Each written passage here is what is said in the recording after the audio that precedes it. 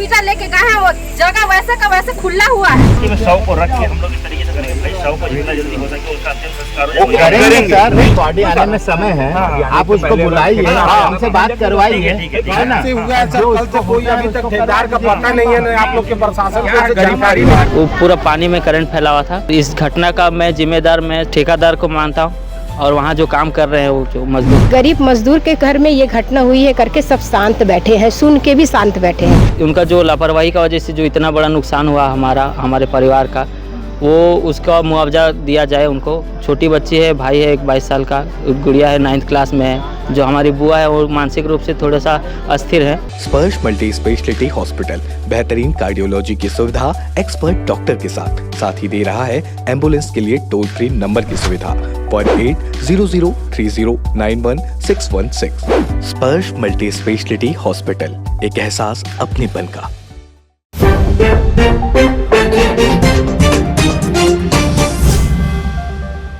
बिजली के तार से सड़क पर फैले करंट की वजह से कैसे एक मजदूर की जान चली गई, क्या है पूरा मामला, आइए जानते हैं। नमस्कार, मैं पूजा इंदौरिया और आप देख रहे हैं तीरंदाज। पी चौक नेवई ओवरब्रिज के पास PWD निगम का पाइपलाइन बिछाने का कार्य चल रहा था, जहां पर गुरुवार की शाम आई आंधी और बारिश की वजह से बिजली का तार टूटने की वजह से पूरी सड़क पर करंट का प्रवाह होने लगा।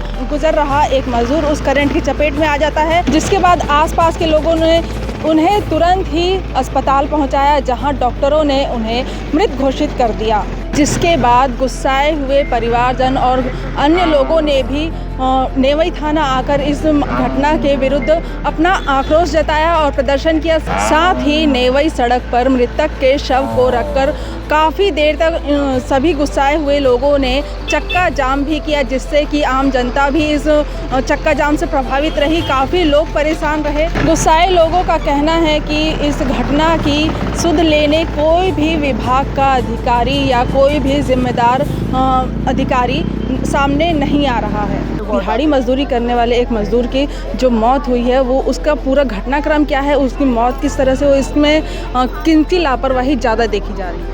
ये जो मृतक है वो मेरे फूफा जी हैं, उनका नाम परशुराम सिका है। वो स्टेशन मोड़ भिलाई के रहने वाले हैं।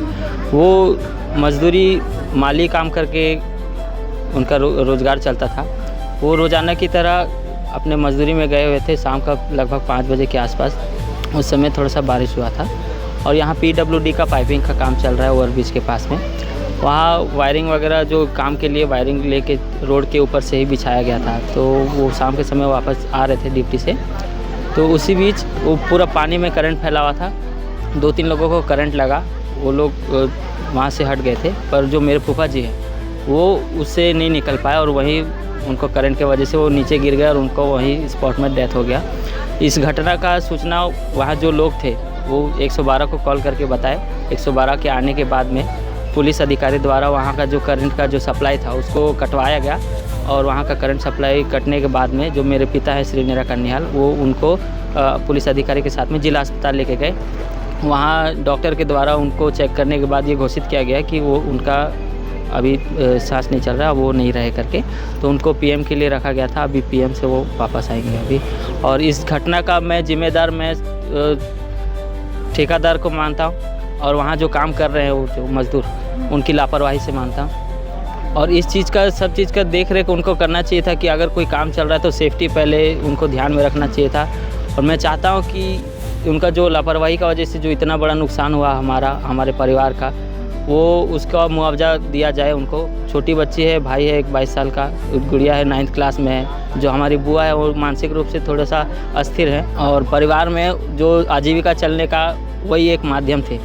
अब उनके जाने के बाद परिवार के ऊपर जो पहाड़ टूटा है वो असहनीय है। उसके लिए मैं चाहता हूं कि प्रशासन भी कुछ SDM साहब को कि इसके बारे में कुछ उचित कार्यवाही किया जाए और जो ठेकेदार है उनसे भी उनको भी बुलवाने का मांग किया गया है ताकि मुआवजा प्रदान कर सकें। वो एक साइड में एक बांस का पोल लगा के लाइन कनेक्शन रोड के ऊपर भी ऐसे ले गया, जिसमें जो वायरिंग था वो सारा डैमेज वायर था। तो रोड में जो वायर बिछा हुआ था वो पानी की वजह से पूरा चारों तरफ करंट फैल गया था। तो उन और जो सेफ्टी मेन काम के दौरान सेफ्टी जो देखना चाहिए था वो भी उसमें लापरवाही हुआ। तो इसकी वजह से किसी का जान चले गया मैम। चेतावनी या कुछ ऐसा कुछ वहाँ पे लिखा नहीं गया था, ना कोई बोर्ड वहाँ पे मैम। इस घटना को लेकर क्या मांग है? हम लोग को मतलब शासन प्रशासन से हमारी यही मांग है कि जो पीड़ित परिवार हैं, गरीब परिवार हैं, उनको पूरा सहयोग किया जाए, उनको मदद किया जाए और उनको क्या है, उनके शासन की तरफ से उनके जो बच्ची पढ़ रही है आप उन्हें पढ़ाइए, उनके बच्चे को नौकरी दीजिए। अगर उनका 18 एज हो चुका है उनको नौकरी दीजिए, क्योंकि उनकी जीविका चलाने के लिए और कोई नहीं है साधन। उनकी जो एक वाइफ है उनका जो मानसिक संतुलन वो ठीक नहीं है, ठीक है। अगर ये और मेरा ये कहना है कि अगर इससे कुछ हाई होता, जैसे कि कलेक्टर का होता या कोई और जैसे पावर VIP लोग का अगर कुछ दुर्घटना होता तो अभी पूरी पुलिस प्रशासन वहाँ ले जाके घेराव कर सकती थी। एक गरीब मजदूर के घर में ये घटना हुई है करके सब शांत बैठे हैं, सुन के भी शांत बैठे हैं। और ये ठेकेदार को यहाँ पे हम सब महिलाएं मारेंगे उनको, क्योंकि 5-6 घंटा हो गया हम लोग यहाँ पे हैं, न वो वहाँ जाके किसी से मिला है पीड़ित परिवार से। उनके घर कोई ख़त्म हो गया, डेथ हो गया, उनकी लापरवाही है, उनसे जाके वहाँ मिलना चाहिए था, वहाँ भी नहीं मिला, न यहाँ भी नहीं आया। तो सुन के इस बात को उसको यहाँ आना चाहिए ना। ये सही है कि ये गलत है?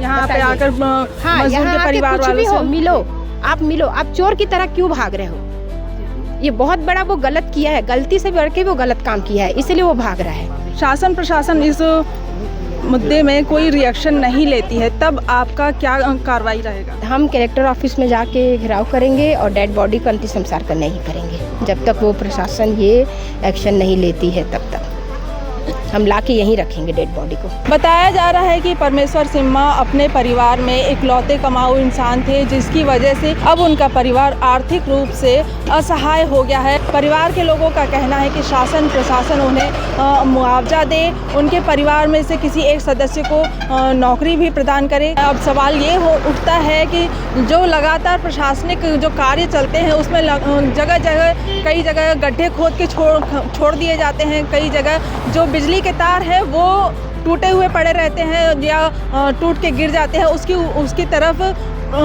निगम प्रशासन या शासन का कोई भी ध्यान नहीं जाता और ऐसी घटनाएं जो हैं वो सामने आती हैं और कोई भी जिम्मेदार व्यक्ति इन घटनाओं की जिम्मेदारी लेने के लिए सामने नहीं आता है। और खबरों के लिए देखते रहिए तीरंदाज न्यूज़। खुश है तो फिर खुशी मना ले, छोटा बड़ा केक मंगा ले, संगम में मिलता है बढ़िया केक, संगम में मिलता है बढ़िया केक। पहली बार मध्य भारत का सबसे एडवांस 3 टेस्ला MRI, सारी स्कैनिंग 6 से 10 मिनट में हो जाती है, जहां आम MRI मशीन 45 से 1 घंटे लेती है। GT diagnostic, near Nehru Nagar square, Priyadarshini परिसर, भिलाई। तीरंदाज।